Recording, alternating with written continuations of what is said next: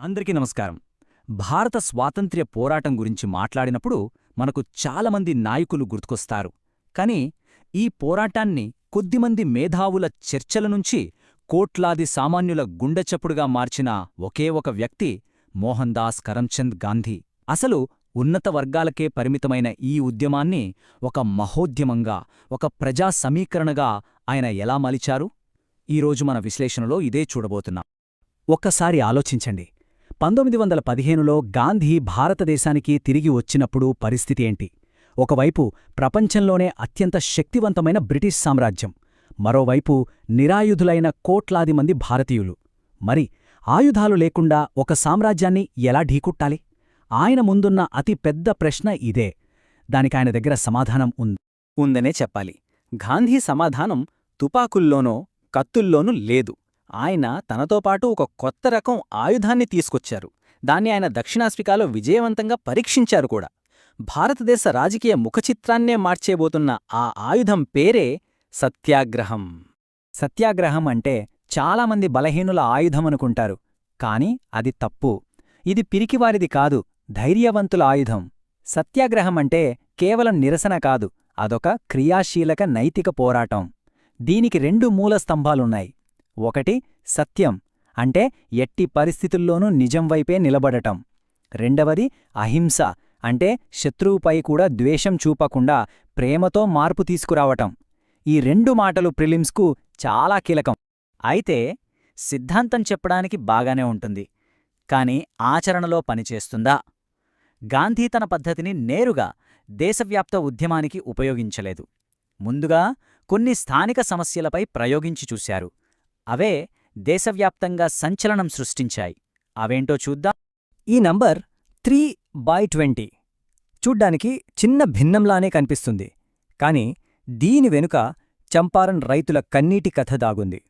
దీనినే తీన్ కఠియా వ్యవస్థ అనేవాళ్లు. అంటే రైతులు తమకున్న ప్రతి 20 భాగాల భూమిలో 3 భాగాలపై ఖచ్చితంగా నీలిమందు పండించి తీరాలి. అది బ్రిటిష్ ప్లాంటర్స్ చెప్పిన ధరకు. ఇది దోపిడీకి నిలువుటద్దం. ముందుగా 1917లో చంపారన్లో రైతులకు న్యాయం చేశారు. ఆ తర్వాత 1918లో అహ్మదాబాద్ మిల్లు కార్మికుల తరపున నిరాహార దీక్ష చేసి 35% జీతాలు పెంచేలా చేశారు. అదే ఏడాది ఖేడాలో పంటలు పండక అల్లాడుతున్న రైతులకు పన్నులు కట్టొద్దని ధైర్యం చెప్పారు. చూడండి, చంపారన్, అహ్మదాబాద్, ఖేడా ఈ 3 కేవలం స్థానిక విజయాలు కాదు, గాంధీకి, ఆయన సత్యాగ్రహ పద్ధతికి దేశవ్యాప్త గుర్తింపు తెచ్చిపెట్టిన విజయాలు. దీంతో గాంధీ ఒక జాతీయ నాయకుడిగా అవతరించారు. ఇప్పుడు గాంధీకి పూర్తి ఆత్మవిశ్వాసం వచ్చింది. తన పద్ధతి పనిచేస్తోందని రుజువైంది. ఇక ఈ స్థానిక విజయాల స్ఫూర్తితో ఆయన ఒక పెద్ద అడుగు ముందుకు వేశారు.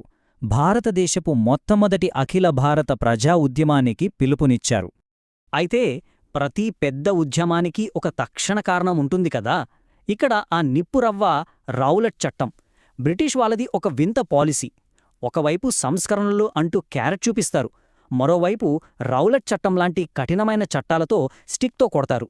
అసలు విచారణే లేకుండా ఎవరినైనా అనుమానంతో అరెస్ట్ చేసి జైల్లో పెట్టేయచ్చు. మొదటి ప్రపంచ యుద్ధంలో అంతలా సాయం చేసినందుకు భారతీయులకు వాళ్ళిచ్చిన బహుమతిదా? ఇది ద్రోహం కాదా అని ప్రజలు ఆగ్రహంతో రగిలిపోయారు. ఆ రగులుతున్న ఆగ్రహానికి బ్రిటిష్ వారు మరింత ఆజ్యం పోశారు. అదే జలియన్ వాలాబాగ్ దురంతం. 1919 ఏప్రిల్ 13 ఆ రోజు జరిగిన ఆ నరమేధం మొత్తం దేశం మనస్సాక్షిని కుదిపేసింది. బ్రిటిష్ పాలన ఎంత అమానదీయమైనదో కళ్లకు కట్టింది. ఠాగూర్ తన నైట్హుడ్ను వెనక్కిచ్చేస్తూ చెప్పిన ఈ మాటలు ఆనాటి ప్రతి భారతీయుడి ఆవేదనకు అద్దం పడతాయి. ప్రజల్లో ఉన్న ఈ తీవ్రమైన ఆగ్రహాన్నే గాంధీ సహాయ నిరాకరణ ఉద్యమంగా మలిచారు. లక్ష్యం చాలా స్పష్టంగా ఉంది. జలియన్ వాలాబాగ్ అన్యాయాలకు ప్రతీకారం, ఖిలాఫత్ సమస్యకు పరిష్కారం, అంతిమంగా స్వరాజ్యం సాధించడం. ఇక్కడ ఖిలాఫత్ సమస్యను చేర్చడం ఒక మాస్టర్ స్ట్రోక్. దానివల్ల హిందూ ముస్లిం ఐక్యత సాధ్యమైంది. మెయిన్స్ ఆన్సర్లలో ఈ పాయింట్ చాలా ముఖ్యం, గుర్తుంచుకోండి. ఉద్యమం తారస్థాయిలో ఉంది. దేశమంతా బ్రిటిష్ పాలనపై తిరగబడుతోంది. అలాంటి సమయంలో చౌరీ చౌరాలో ఒక హింసాత్మక ఘటన జరిగింది. దాంతో ఒక్కసారిగా అంతా ఆగిపోయింది. గాంధీకి లక్ష్యమెంత ముఖ్యమో దాన్ని సాధించే మార్గం కూడా అంతే ముఖ్యం. అహింస అనే తన ప్రాథమిక సూత్రాన్ని ఉల్లంఘించడంతో ఆయన ఏమాత్రం ఆలోచించకుండా మొత్తం ఉద్యమాన్ని ఆపేస్తున్నట్లు ప్రకటించారు. ఇది చాలా వివాదాస్పద నిర్ణయం. ఉద్యమం ఉన్నట్టుండి ఆగిపోవటంతో ఒక శూన్యం ఏర్పడిందా? అస్సలు లేదు. నిజానికి అప్పుడే అసలైన చర్చలు మొదలయ్యాయి. కొత్త ఆలోచనలు, కొత్త గొంతులు వినిపించటం ప్రారంభించాయి. కాంగ్రెస్ ఒక పెద్ద కూడలిలో నిలబడింది. ఇప్పుడు ఏం చెయ్యాలి?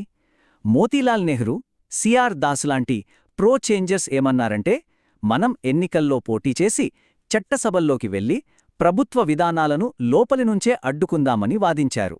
కాని రాజగోపాలాచారి, పటేల్ లాంటి నో చేంజెస్ మాత్రం రాజకీయాలు కాదు, ప్రజల్లోకి వెళ్లి నిర్మాణాత్మక కార్యక్రమాలు చేద్దామన్నారు. ఈ రెండు వర్గాల మధ్య చర్చ ఆసక్తికరంగా సాగింది.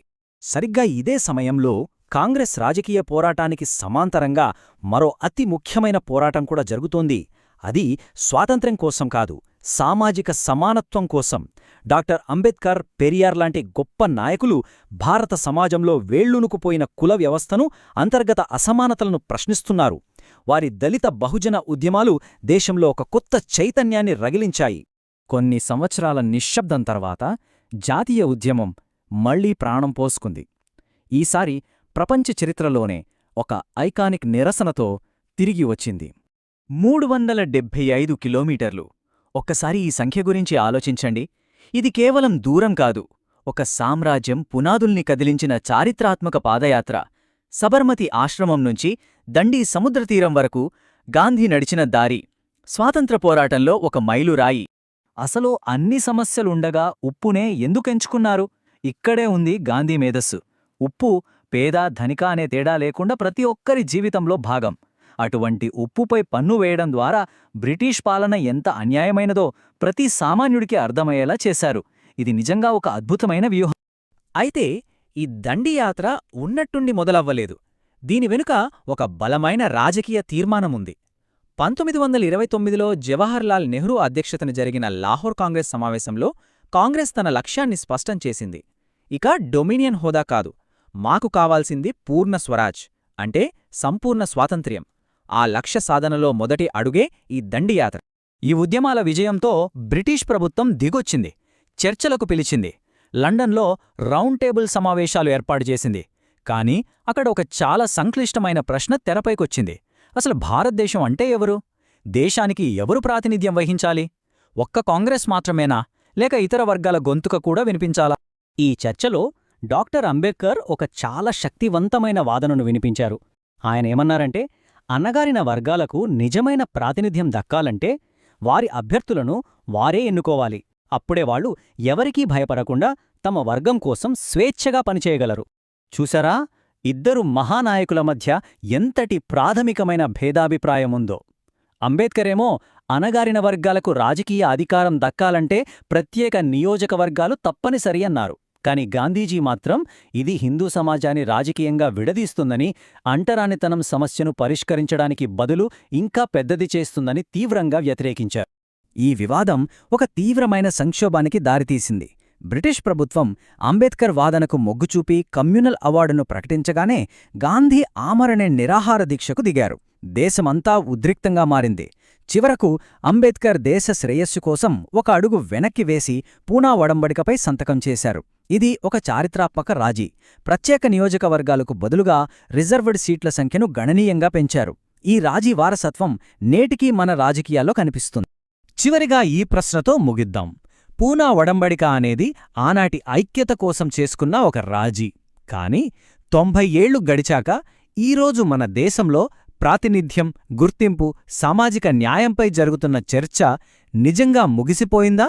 లేక గాంధీ, అంబేడ్కర్ మధ్య జరిగిన ఆ చర్చ ఇంకా కొనసాగుతూనే ఉందా? ఆలోచించండి.